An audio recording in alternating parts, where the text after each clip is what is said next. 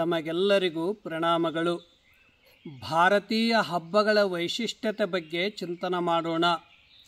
ಹಬ್ಬಗಳೆಂದರೆ ದಿವ್ಯ ಅಲೌಕಿಕ ಆನಂದ, ಪ್ರಕೃತಿಯಿಂದ ಸಿಗುವ ದಿವ್ಯೋತ್ಸಾಹ, ಸಮಸ್ತ ಪರಿವಾರದ ಆನಂದೋತ್ಸವ.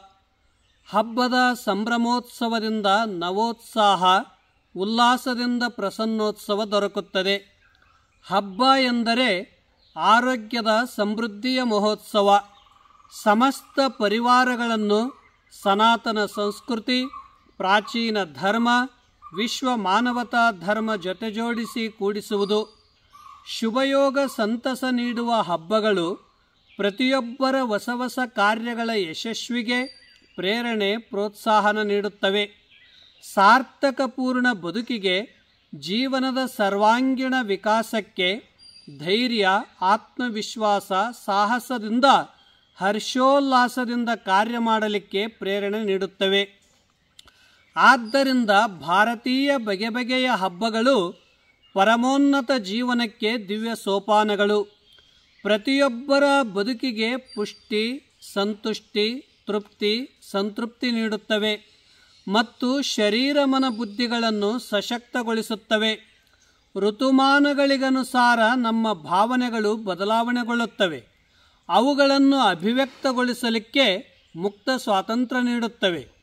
ಆದರೆ ಈ ಪ್ರಪಂಚದಲ್ಲಿ ಬರುವ ಅನೇಕ ಪ್ರಕಾರದ ದುಃಖಗಳು, ಮನಸ್ಸಿನಲ್ಲಿ ಉದ್ಭವಿಸುವ ನಕಾರಾತ್ಮಕ ವಿಚಾರಗಳು, ಬುದ್ಧಿಯಲ್ಲಿ ಉದಯಿಸುವ ನಾನಾ ಪ್ರಕಾರದ ಆಲೋಚನೆಗಳು, ಏಕಾಂತದಲ್ಲಿ ಕುಳಿತಾಗ ಪೂರ್ವ ಸಂಸ್ಕಾರ ಸ್ಮರಣದಿಂದ ಅನಾವಶ್ಯಕ ಚಿಂತೆಗಳ ಮುಕ್ತಿಗೆ ಹಬ್ಬಗಳ ಆಚರಣೆಯೇ ದಿವ್ಯ ಔಷಧೋಪಚಾರಗಳಾಗಿವೆ.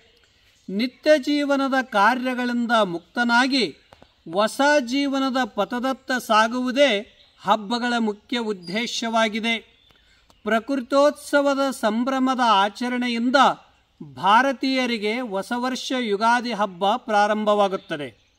ಶಿವನು ತನ್ನ ಕಠೋರ ತಪಸ್ಸಿನಿಂದ ಯುಗ ಪರಿವರ್ತನೆ ಮಾಡಿ ಹೊಸ ಸೃಷ್ಟಿಯನ್ನು, ಋತುಮಾನಗಳನ್ನು ಸೃಷ್ಟಿಸಿದ ದಿನ. ರೈತನು ತನ್ನ ಕೃಷಿಯನ್ನು ಪ್ರಾರಂಭಿಸಿದ ಶುಭ ದಿನ. ಸರ್ವರ ಬದುಕಿಗೆ ಮಣ್ಣೇ ಆಧಾರ. ಶ್ರೀಗಂಧ ಮಾಣಿಕ್ಯ ಸ್ವರೂಪವಾದ ಪವಿತ್ರ ಮಣ್ಣಿನ ಪೂಜೆಯೊಂದಿಗೆ ಜೀವನೋತ್ಸಾಹ ಆರಂಭವಾಗುತ್ತದೆ. ಹಾಗೆ ಪ್ರಕೃತಿ ಪೂಜೆ ಮತ್ತು ಸೃಷ್ಟಿಯಲ್ಲಿರುವ ಸಮಸ್ತ ಜೀವಜಂತುಗಳು ಈಶ್ವರನ ಸ್ವರೂಪವೆಂದು ತಿಳಿದು ಸರ್ವ ಪ್ರಾಣಿಗಳಲ್ಲಿ ದಯೆ, ಕರುಣೆ, ಅನುಕಂಪ ತೋರುವುದೇ ಪಂಚಮಿ ಹಬ್ಬದ ವಿಶೇಷವಾಗಿದೆ.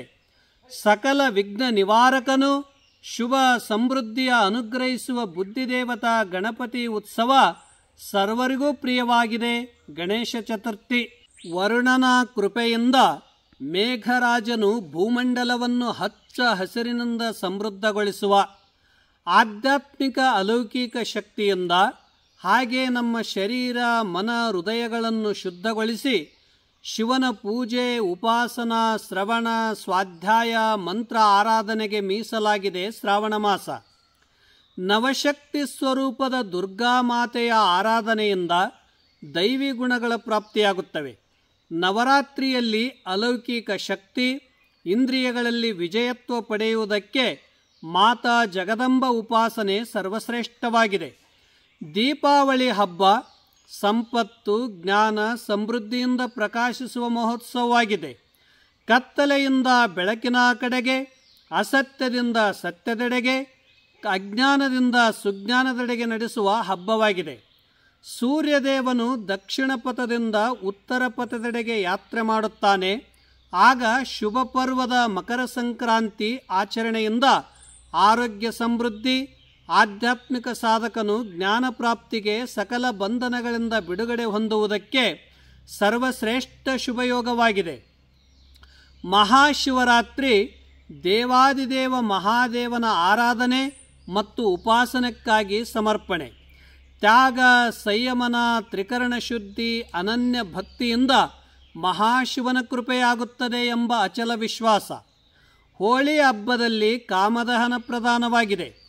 ಮನುಷ್ಯನಲ್ಲಿರುವ ಕೆಟ್ಟ ಗುಣಗಳನ್ನು ಜ್ಞಾನಾಗ್ನಿಯಲ್ಲಿ ಸುಟ್ಟು ಅತ್ಯಂತ ಪರಿಶುದ್ಧನಾಗುವುದು. ಹೀಗೆ ಹಲವಾರು ವೈಶಿಷ್ಟ್ಯಪೂರ್ಣವಾದ ಹಬ್ಬಗಳು ವರ್ಷವಿಡೀ ನಿರಂತರ ನಡೆಯುತ್ತವೆ. ಆದ್ದರಿಂದ ಭಾರತೀಯ ಹಬ್ಬ ಸಂಸ್ಕೃತಿ ಉತ್ಸವಗಳ ದೇಶವೆಂದೇ ವಿಶ್ವದಲ್ಲಿ ಪ್ರಖ್ಯಾತವಾಗಿದೆ. ಭಾರತೀಯ ಸಮಸ್ತ ತತ್ವದರ್ಶನಗಳ ದಿವ್ಯಾನಂದ ಹಬ್ಬಗಳಲ್ಲಿ ಆಚರಿಸಿ ಅನುಭವಿಸಿ ಆನಂದಿಸುತ್ತೇವೆ. ರಾಷ್ಟ್ರದ ವೈವಿಧ್ಯಮಯ ಧರ್ಮ, ಭಾಷೆ, ವೇಷಭೂಷಣ, ಸಂಪ್ರದಾಯಗಳ ಅತೀತವಾಗಿ ಸಮಸ್ತ ರಾಷ್ಟ್ರದ ಅಖಂಡತೆಗೆ ಹಬ್ಬಗಳ ಕೊಡುಗೆ ವಿಶೇಷವಾಗಿದೆ. ಭಾ ಎಂದರೆ ಜ್ಞಾನ, ರ ಎಂದರೆ ಪ್ರಕಾಶ, ತ ಎಂದರೆ ಜ್ಞಾನದ ಪ್ರಕಾಶವನ್ನು ಬೆಳಗಿಸುವುದು ಭಾರತ. ಜ್ಞಾನ, ಕಲೆ, ಸಾಹಿತ್ಯ, ಸಂಗೀತ, ಹಬ್ಬ, ಉತ್ಸವಗಳ ದಿವ್ಯ ಪ್ರಕಾಶದ ಆನಂದವನ್ನು ಅನುಭವಿಸಿ ವಿಶ್ವಕ್ಕೆ ಹಂಚುವುದೇ ಭವ್ಯ ಭಾರತದ ಅರ್ಥವಾಗಿದೆ. ಸಮಸ್ತ ಮಾನವ ಕುಲದ ಆತ್ಮೋನ್ನತಿಗೆ, ಊರ್ಜಾಶಕ್ತಿ ಜಾಗೃತಗೊಳಿಸುವುದಕ್ಕೆ, ಭಾವ ಮಧುರಗೊಳಿಸಿ ವಿಶ್ವಾತ್ಮನಲ್ಲಿ ಬೆರೆಯುವುದಕ್ಕೆ, ಮತಿಗೆ ಮಂಗಲ, ಬುದ್ಧಿ ವಿಕಾಸ, ಸ್ವಸ್ಥ ಶರೀರ, ಆರೋಗ್ಯಪೂರ್ಣ ಪರಿವಾರಕ್ಕೆ ಭಾರತದ ಹಬ್ಬಗಳು ವಿಶೇಷವಾಗಿವೆ. ಭಾರತೀಯ ಹಬ್ಬಗಳು ಸರ್ವರ ಚಿತ್ತಾಕರ್ಷಿಸಿ ವಿಶ್ವ ಭ್ರಾತೃತ್ವ ಭಾವದಲ್ಲಿ ಸಮ್ಮಿಲಿತಗೊಳಿಸುತ್ತವೆ. ಹೇಗೆಂದರೆ ತನ್ನಲ್ಲಿರುವುದನ್ನು ಇನ್ನೊಬ್ಬರಿಗೆ ಸ್ವಲ್ಪ ದಾನ ಮಾಡುವುದು, ಆತಿಥ್ಯ ಮಾಡುವುದು, ಸಂತೋಷಪಡಿಸುವುದು ಮತ್ತು ಉದಾರ ಗುಣಗಳನ್ನು ಕಲಿಸಿಕೊಡುತ್ತದೆ. ಎಲ್ಲಿಯವರೆಗೆ ದ್ವೇಷ, ಅಸೂಯೆ, ಮಾತ್ಸರ್ಯ, ವೈರತ್ವಗಳನ್ನು ಮೀರಿ ಸರ್ವರಲ್ಲಿ ಸಮಾನತೆ ಭಾವ ಬರುತ್ತದೆ, ಆಗ ಹೃದಯ ಸಿರಿವಂತಿಕೆ ಹೆಚ್ಚುತ್ತದೆ, ಆಧ್ಯಾತ್ಮಿಕ ಸಾಧನೆ ಮುಂದುವರಿಯುತ್ತದೆ, ಆತ್ಮ ಸಂತೃಪ್ತಿ ಸಿಗುತ್ತದೆ. ಹರ್ಷೋತ್ಸಾಹ, ನವೋಲ್ಲಾಸ ತರುವ ಹಬ್ಬಗಳು ನಮ್ಮ ಬದುಕಿಗೆ ಹೊಸ ಹೊಸ ಪಾಠಗಳನ್ನು ಕಲಿಸಿಕೊಡುತ್ತವೆ. ಹೇಗೆಂದರೆ ಪ್ರತಿಯೊಬ್ಬರಿಗೆ ಶ್ರೇಷ್ಠತೆ ಬರುವುದು ಸಚ್ಚಾರಿತ್ರದಿಂದ.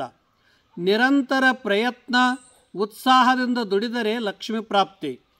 ಸ್ವಾಧ್ಯಾಯ, ಚಿಂತನ, ಕಠಿಣ ಪರಿಶ್ರಮ ಮಾಡಿದರೆ ಸರಸ್ವತಿಯ ಕೃಪೆ. ಸಾತ್ವಿಕ ಆಹಾರ ಸೇವನೆ, ವಾಯುವಿಹಾರ, ಪರಸ್ಪರರಲ್ಲಿ ಸ್ನೇಹ, ವಾತ್ಸಲ್ಯ, ಧ್ಯಾನಯೋಗದಿಂದ ಮನೋಸ್ವಾಸ್ಥ್ಯ ನಿರ್ಮಲವಾದಾಗ ಆಗ ದಿವ್ಯಶಕ್ತಿ ಸಿದ್ಧಿಕೃಪೆಯಾಗುತ್ತದೆ. ಪವಿತ್ರ ಸತ್ಸಂಕಲ್ಪದಿಂದ, ಆತ್ಮ ಭರವಸೆಯಿಂದ ಮಾಡುವ ಕಾರ್ಯಗಳು ಯಶಸ್ವಿಯಾಗುತ್ತವೆ. ಹಬ್ಬವೆಂದರೆ ಒಂದು ಸರ್ವೋತ್ಕೃಷ್ಟ ಸಂಸ್ಕೃತಿ, ದಿವ್ಯ ಭವ್ಯ ಪರಂಪರೆ, ಮಾನವನನ್ನು ಮಹಾಮಾನವನನ್ನಾಗಿ ಮಾಡುವ ಒಂದು ಶ್ರೇಷ್ಠ ಸಭ್ಯತೆಯಾಗಿದೆ. ಮನೆ ಎಂದರೆ ಮನ, ಬುದ್ಧಿ, ಚಿತ್ತಗಳಿಗೆ ಉತ್ತಮ ಸಂಸ್ಕಾರ ಕಲಿಸಿಕೊಡುವ ಪ್ರಮುಖ ಕೇಂದ್ರಗಳು. ಮನೆಯಿಂದ ಕಲಿತ ಶ್ರೇಷ್ಠ ಸಂಸ್ಕಾರ ಜ್ಞಾನದಿಂದ ರಾಷ್ಟ್ರ ವಿಶ್ವದಲ್ಲಿ ಆದರ್ಶವಾಗಿ ಬದುಕುವುದಕ್ಕೆ ಕಲಿಸುತ್ತದೆ. ಭವ್ಯ ಭಾರತದ ಶ್ರೇಷ್ಠ ಪರಂಪರೆ ಹಬ್ಬ ಉತ್ಸವಗಳು. ಪ್ರತಿಯೊಬ್ಬ ಭಾರತೀಯ ಪ್ರಪಂಚದಲ್ಲಿ ಎಲ್ಲಿ ಹೋದರೂ ಅಲ್ಲಿ ತನ್ನ ಮಾತೃ ಸಂಸ್ಕೃತಿಯ ಸುಗಂಧವನ್ನು ಅರುಹುತ್ತಾನೆ ಮತ್ತು ನವೋಲ್ಲಾಸದಿಂದ ಬಾಳಲಿಕ್ಕೆ ಕಲಿಸುತ್ತಾನೆ. ಎಷ್ಟೇ ಆಧುನಿಕ ತಂತ್ರಜ್ಞಾನ, ವಿಜ್ಞಾನ ಬೆಳೆದರೂ ಕೂಡ ಪ್ರಾಚೀನವಾದ ಹಬ್ಬ ಉತ್ಸವ ಸಂಸ್ಕೃತಿಯ ಸಂಭ್ರಮ ಕಡಿಮೆಯಾಗಿಲ್ಲ.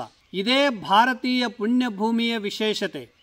ಪ್ರಾಚೀನ ಭಾರತದ ಋಷಿಗಳು ಮತ್ತು ಸಂಶೋಧಕರು ವಾರ, ತಿಥಿ, ಋತು, ಸಮಯ, ಕಾಲಾನುಸಾರ ನಮ್ಮ ಜೀವನ ಅರ್ಥಪೂರ್ಣವಾಗಿ ಒಂದು ಸುವ್ಯವಸ್ಥಿತವಾಗಿ ನಡೆಸುವುದಕ್ಕೆ ಸುಂದರ ನೀತಿ ನಿಯಮಗಳು ಮಾಡಿದ್ದಾರೆ.